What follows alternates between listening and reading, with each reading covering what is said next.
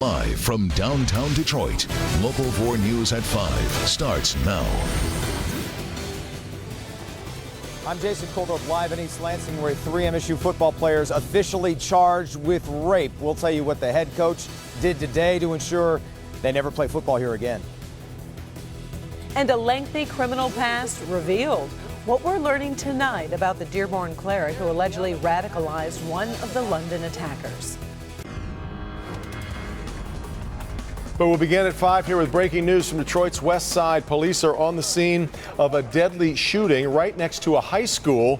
And we're learning this could all be over a pair of shoes. Glad you're with us here at 5. That incident put Loyola High School on lockdown as police work to find out what happened. The shooting happened right next to the school on Pinehurst. That's near Finkel and Myers. Let's get out to Jermont Terry. He is live at the scene. And I understand, Jermont, the lockdown has just been lifted. Yes, Karen, that lockdown lifted about 45 minutes ago. And as you mentioned, it all went down right outside the school here. And then, that was the real reason. If you take a walk with me, you can see that there is a Jeep off in the distance. Now, police say there were at least 3 people inside that Jeep, and they met up here for a certain reason. DPD saying that the 3 people were inside the Jeep, the SUV, to purchase and or sell a pair of Nike Air Jordans. They agreed to meet outside Loyola High School, but while in the car, an argument broke out. Words were exchanged, and soon after, police say the men sitting in the front and back seats both pulled out guns, and they struggled for that weapon, and then the shots went off. I'm told the 17-year-old that was in the driver's seat was shot in the head and chest. Now, apparently a man that was in the front seat was shot in his arm, and he was taken to the hospital, but that third guy took off running, prompting Loyola High School to go into a lockdown and sending parents to worry. Shaken up, really shaken up right now, really shaken up. I sent him here. It's a very great school. I just hope that none of the kids saw this. Now, we can tell you that none of the students inside the school and or the teachers were injured. Now, DPD still looking for that third man who took off from this scene.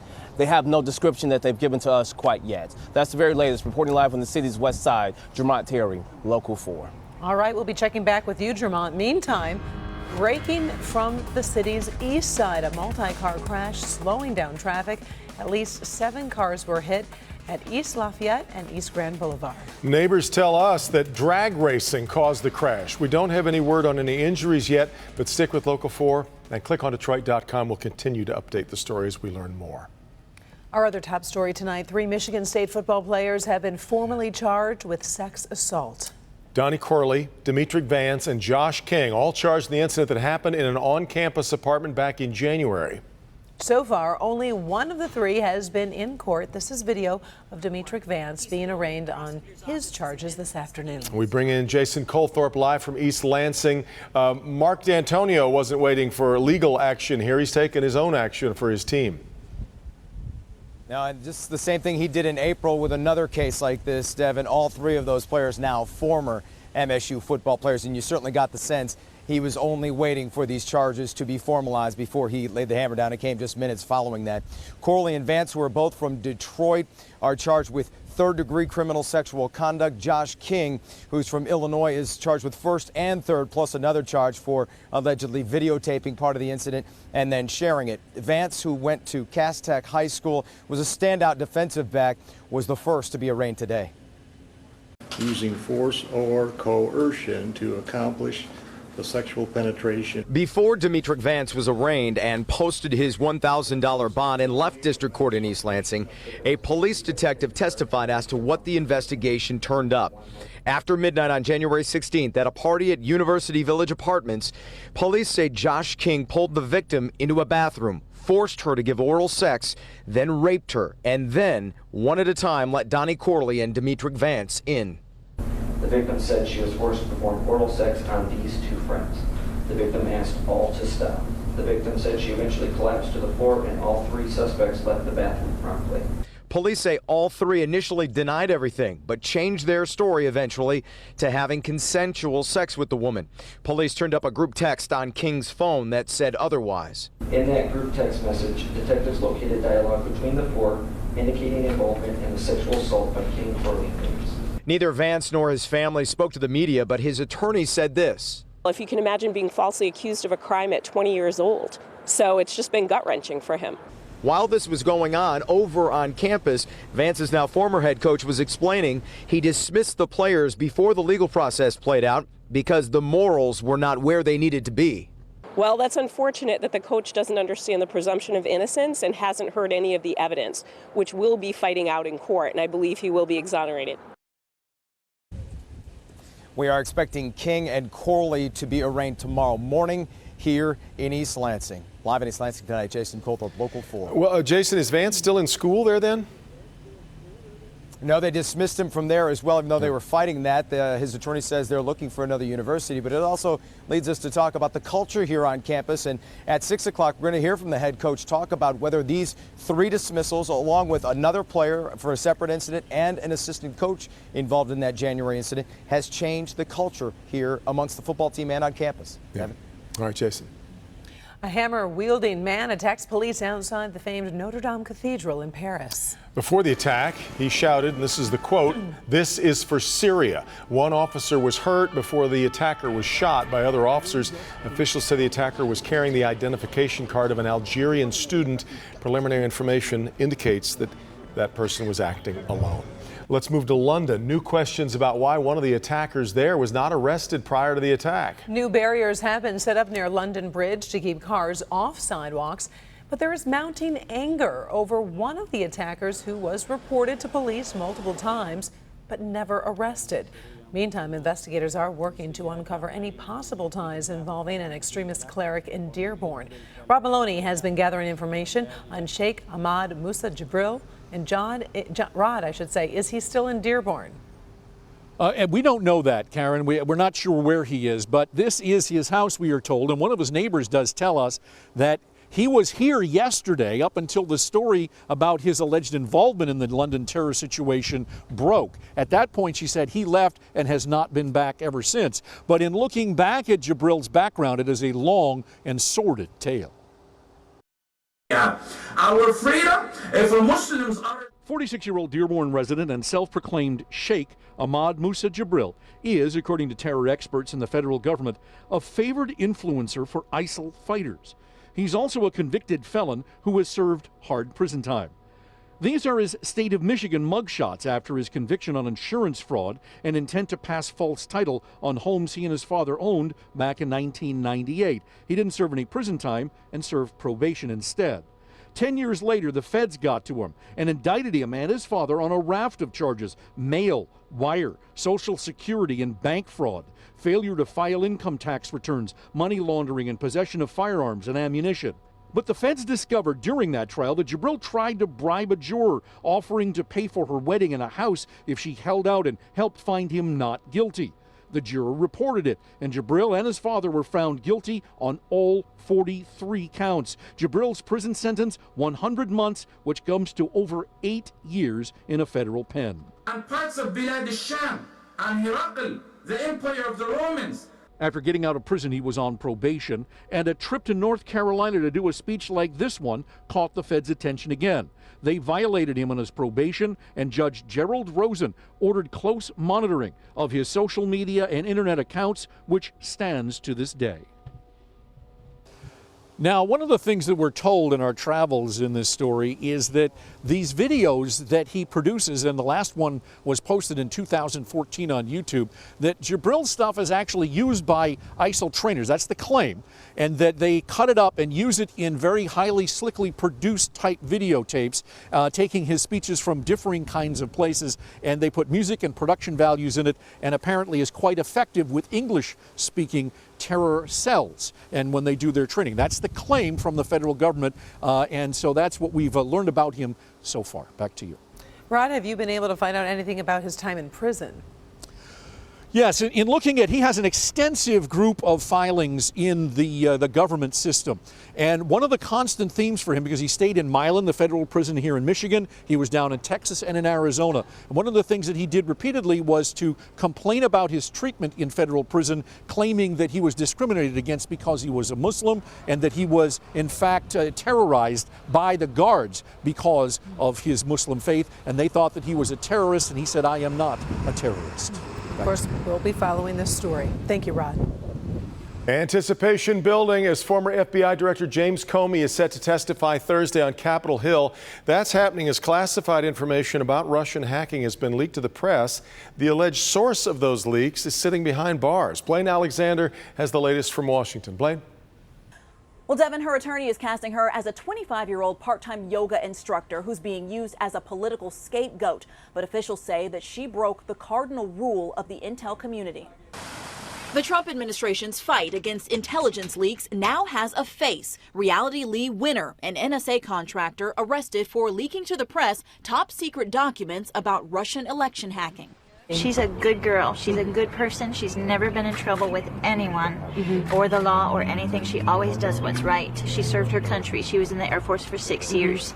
Officials say she exposed high-level secrets, information about Russian efforts to hack U.S. voting systems just a week before the election. It's for terrorism. On Capitol Hill, shared outrage, but for different reasons. Democrats furious about hacking. This was Russia. This was not, you know, some hacker at a university trying to screw around with one individual state. Republicans angry over the leak itself. People leak for their own political purposes, and so you don't always get all the facts.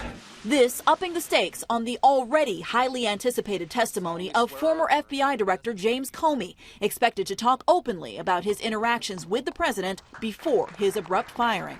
I suspect that Director Comey will give us direct answers, which he always has in my experience. The president today, talking health care with congressional leaders, was asked by reporters what message he has for Comey. I wish him luck. This after defending his own use of social media, saying it is the only way to get his unfiltered message out. And when asked if the president will be watching Comey's testimony, spokesman Sean Spicer said the president has a busy day ahead on Thursday and would be focused on his agenda. At the White House, Blaine Alexander, Local 4. All right, Blaine. And much more ahead here at 5. Nick. There are a lot of neat things inside of the Michigan Science Center, but there's also some classrooms, actual schools, and national champions. We'll tell you what the students here won at a championship in Tennessee.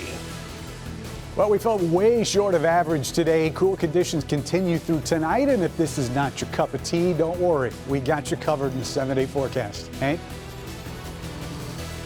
Hey Ben, we're hanging out here at the Shinola Dog Park in Midtown, and we've been talking with the experts revealing the products you may want to buy to keep your pet healthy and happy this summer. I'm a pet owner, and some of these items took me by surprise. We're live right after the break.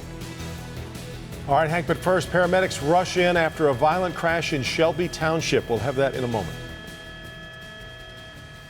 Tonight, new at 6. He put his life on the line to protect our country. Now he's nowhere to be found. Hear from the Detroit family desperate to find this missing U.S. Marine. New at 6. Also a challenge to Mary Barra's leadership of General Motors. The clear message sent today in a vote by the company's stockholders. That's tonight at 6. For answers underway after a car slams into a tree in Shelby Township. This was the scene just before 11 this morning in the area of 21 Mile Road in Van Dyke. The driver was taken to the hospital. No word on his condition. The investigation into the cause of the crash continues. It is Pet Appreciation Week here at Local 4, and part of loving our furry four-legged friends is making sure we take good care of them. Yes, so consumer investigator Hank Winchester talked with a local expert about the top 4 products veterinarians really wished all pet owners would use. Isn't that right, Hank? There we go, Hannah. Protecting your pet. Veterinarian Drew Snyder says there are some products vets wish you would pick up. Let's start with a comb, because your regular one isn't doing the job. Again, 3 swipes with this, and that's all I have. But this comb, called the Furminator, will. This longer, fined tooth comb that does a very good job at getting deeper into that undercoat. Let's see how much comes out even with just one swipe and I was able to get all of that. When it comes to walking your dog, regular collars tend to pull on their neck, but a harness or a gentle leader leash will prevent injury. A dog or cat that has neck pain, you don't want to put in a collar to where they're pulling against themselves. Gentle leaders hook over the nose and secure to the chest. It also prevents large dogs from dragging you or your child down.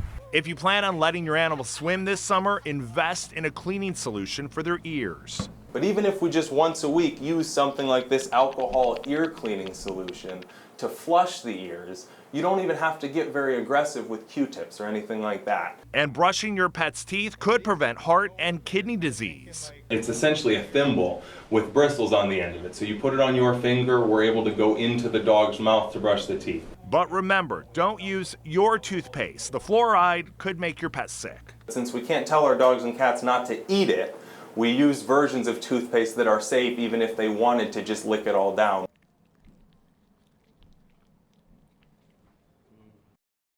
The Shinola Dog Park. So yeah, I've had dogs all my life. I thought the old dog toothbrush and the regular leash were a-okay, but as you see, not so much anymore. We have more tips and information for you. You'll find it all on the homepage of our website, clickondetroit.com. Karen, I hope you paid attention. I know you're getting a dog in the family very soon. I did. I wrote down all of your ideas because I'm a little overwhelmed and a little frightened.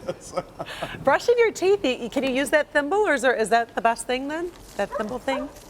Well, not your teeth, the dog's. Personally, here's the deal. Thank you for that. It does not work with my dog Eunice. She's a little hyperactive, so we take a trip to the vet. A lot of people do that, and the dog can be taken care of there. But the thimble works for some people, just not my hyper dog. So, okay. Back to you. All right. Thank you very much, Hank. Enjoy the dog park. And you can find a whole bunch of stories just like this one on our special All for Pets section on clickondetroit.com. You can find a link right on the homepage. Thought Hank's coat looked nice and shiny today, though. He's out there. Nice and relaxed there. Get a lot of iron. Good, I know.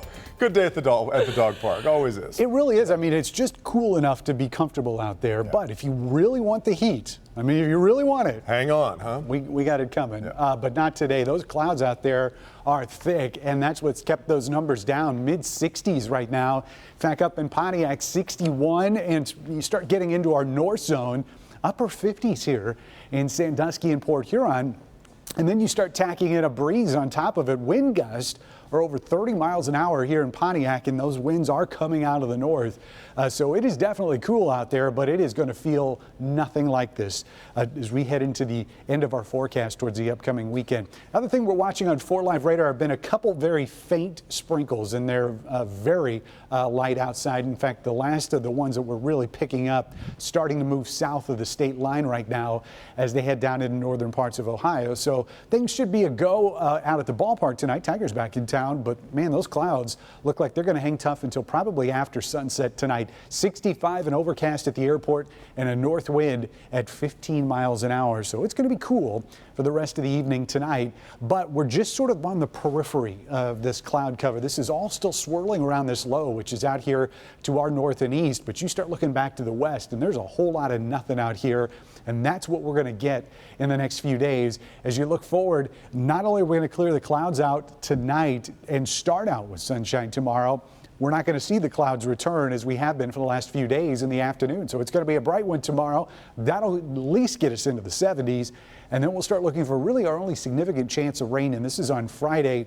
And despite the fact that this is marked as a cold front, temperatures are not getting any cooler as we head towards the upcoming 7-day forecast. 72 tomorrow, and that's what we'll see in the city, really around our metro zone tomorrow. We'll break down some of those highs here in our 4-zone forecast. So looking at low 70s here from Detroit, maybe as cool as 70 downriver towards Flat Rock and Trenton. Some slightly cooler numbers here towards Lake Erie, maybe upper 60s here in Monroe, 66 in Luna Pier, but you start getting west into Lenawee County, and that's where the low 70s show up. All 70s out in our west zone, from 71 in Flint to 73 down in Ann Arbor.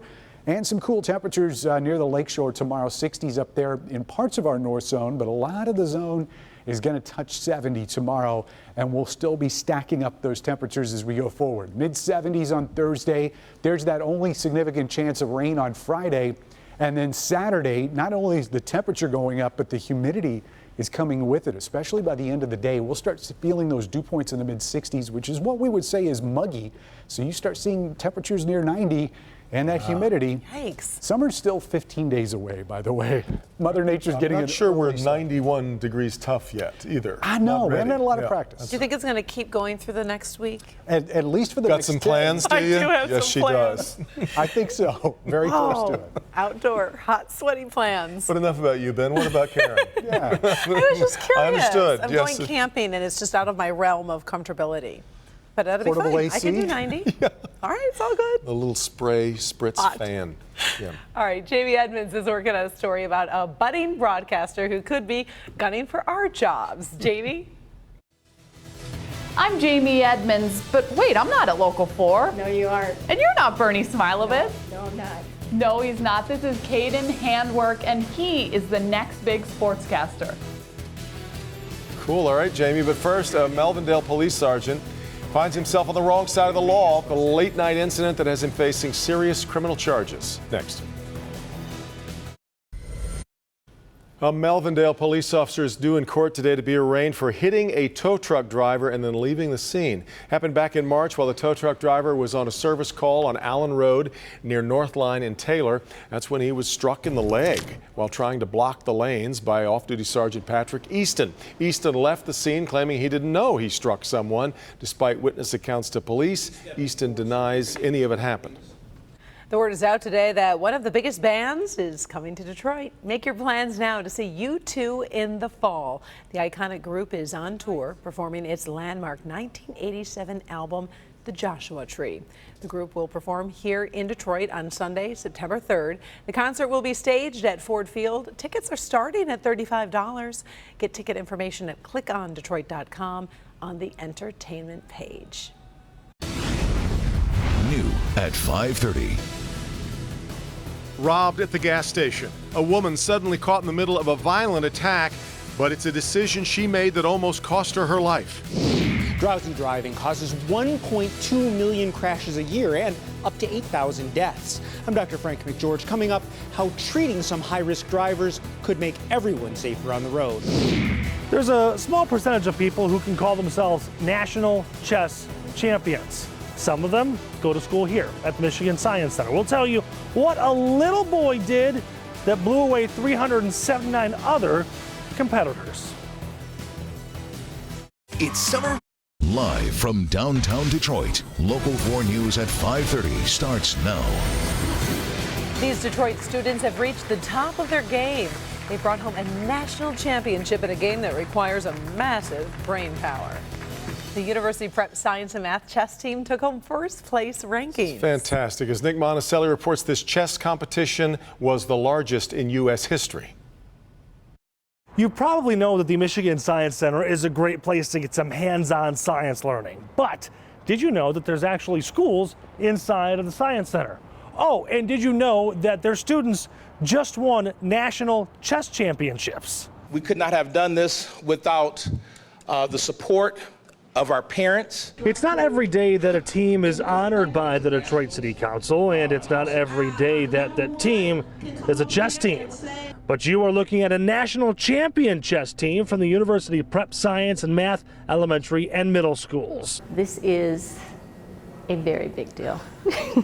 Misha Basher is the principal there. She says last month the chess team competed in Nashville, which turned out to be the largest chess tournament in U.S. history. The team took 2 first-place prizes in their age rankings, and not only that, There's one kid that I would like to single out. but this 6th grader, Cameron Rector, beat 379 other players, making him the top K-8 chess player in the entire country. When asked how hard it was, he said, hard. He just tried not to overthink it. If I thought a lot about the piece or my move, then I would overthink and I wouldn't be able to make the move that I really wanted to move. So congratulations to Cameron and the rest of his chess mates, a group of kids putting even more pride into Detroit. But the spirit of Detroit is what you carry around in your heart. And when you go and represent this great city and other places, you're carrying the spirit of Detroit with you. In Detroit, Nick Monticelli, Local 4. How about it? Awesome. Fantastic. School district has decided to congratulate the team as well. They're taking them all on a trip to Cedar Point. Congratulations. Oh, my goodness. A car plunges into the Detroit River. It happened this afternoon in Grosse Ile Township on East River Road. That's between Church and Horsemill. The driver, a 75-year-old Southgate man, was able to get out of the car and then safely swim to shore. He was not hurt. Police say he was backing out of a private driveway when he crossed over the roadway and then fell in the river. We have an encouraging update about the Detroit police officer shot during a robbery attempt Sunday night. He is continuing to improve from his gunshot wounds. The off-duty officer was at a liquor store on Gratiot and Shade when a man confronted him with a gun. The two exchanged gunfire. The officer was wounded. The gunman was killed. Police are still searching for another man who made off with both guns from the scene. It's a big scandal in a small town in West Michigan. Former police chief is going to jail for embezzlement. Robert Wilson was fired last year as the police chief in the village of Shelby, which is in Oceana County, northwest of Grand Rapids. He admitted he pocketed fees for salvage vehicle inspections he conducted over a period of years. So he's going to serve 5 months in jail, pay $70,000 in restitution, an inglorious end to a 40-year police career. Today, Bill Cosby came face-to-face with a woman he is on trial accused of sexually assaulting. Andrea Constand took the stand today, telling her story for the first time about the alleged assault. Constand testified about the night in 2004 when she says the comedian and actor gave her pills that basically left her paralyzed and then raped her. Constand also said she remained in contact with Cosby after the alleged incident. Cosby denies the allegations. Stolen cars are starting to turn up across Sacramento after they were taken from a parking garage by a group of teenagers. The state of California parks its state-owned cars in downtown Sacramento, but over the last few weeks, more than 20 have gone missing. That was until this morning when one of the cars turned up after crashing into a home. Then, a few hours later, another one crashed into a parked car. Now police say they've tracked down the drivers and already made several arrests. With this incident, and others involving these vehicles, we have approximately 6 people in custody. Police say the two drivers who crashed the cars were both 15 years old, and that they're still searching for the rest of the cars. Henry Ford Hospital here in Detroit today launched a new project to fight cancer and support the victims of the disease. Groundbreaking ceremonies were held for the Bridget Harris Cancer Pavilion. A 6-story building will soon rise there attached to the main hospital with a skywalk. The center will be a home for advanced treatments, clinical trials, and cancer research. The building honors the late Bridget Harris, who died as a result of pancreatic cancer. Today, drowsy driving is to blame for 1.2 million collisions a year and up to 8,000 deaths, rather. Tonight, researchers say some of those crashes could be prevented by treating some high-risk drivers. Our Dr. Frank McGeorge is here to explain. One of the causes of drowsy driving is a problem called sleep apnea. It causes the upper airway to collapse frequently during sleep, interrupting breathing and robbing people of a good night's rest. Now a new study suggests targeting that problem could make a lot of people more alert on the road. Staying awake at the wheel can be a challenge for the 25 million Americans who suffer from sleep apnea. New research from the Cleveland Clinic finds treating the condition with a CPAP machine does reduce the risk. There was a significant reduction in the drowsy driving episodes, and this reduction was more pronounced in patients who were CPAP adherent. This is a very important finding because drowsy driving poses a very important public health risk. CPAP stands for continuous positive airway pressure. The device increases airway pressure in the throat during sleep to prevent the airway from collapsing. Researchers analyzed questionnaires from nearly 2,000 people with sleep apnea before and after they started using CPAP. Those who used it regularly saw the greatest reduction in accidents and near misses. Left untreated, sleep apnea also raises the risk of cardiovascular problems, high blood pressure, diabetes, and workplace accidents. If you think you have obstructive sleep apnea or you have signs and symptoms of obstructive sleep apnea, such as loud snoring, having pauses in breathing, or you feel excessively tired or sleepy during the day, please seek medical attention. Now, obviously, truck drivers with undiagnosed or untreated sleep apnea also pose a big risk, and they may soon face more screening for the condition. The Supreme Court recently decided not to hear a case from a driver who claimed his employer violated his rights by requiring him to be tested. Back to you. Experts warn drowsy driving is also a problem parents need to watch for in teenagers. Drivers under the age of 24 are twice as likely to fall asleep at the wheel compared to 40 to 59-year-olds. A new partnership is about to make paying for child support quite a bit more convenient. Last August, the Michigan Department of Health and Human Services launched a new partnership that allowed parents to make child support payments at 7-Eleven and Family Dollar stores across the country. Well, now that partnership is going to include CVS pharmacy locations as well. As of May, parents had paid more than $1.3 million in child support through this program.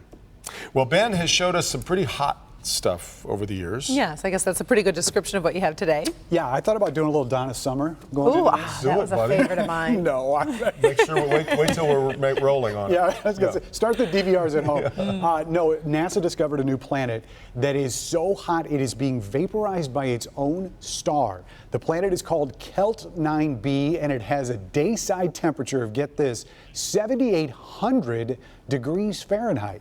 And NASA says that's hotter than most stars. The planet is described in this week's issue of the journal Nature. An international research team says the planet's star, which is called Kelt 9, is nearly twice as hot as our sun, and it's possibly unraveling the planet through evaporation because it radiates so much ultraviolet radiation. Now, the team also says that Kelt 9 is what we call tidally locked to its star. So that's the same as the moon is to the Earth. Okay. So we only see one side of the moon, and similar, that only sees there's one side of that planet. It has such an awful name. I'm assuming that's because they don't take it seriously as a destination or anything. Well, they're not going to wait a lot of time on it because it may not be around. That's true. It's disappearing before our eyes. Thank you, Ben. You see them while driving, you'd swear you saw an igloo. New tonight, we're taking you inside this bizarre building that could be yours. Jamie. I'm here at Brownell Middle School in Grosse Pointe, and meet the future broadcasters of the world. Hi, Channel 4! They do shows that rival anything we do at Local 4, and here's a future broadcaster, Bernie. He's gunning for our job. His story next. All right, Jamie, but first, folks living in this apartment complex have to call the fire department to get out, but the place isn't on fire. What the landlord did with no notice is coming up next. Jeopardy!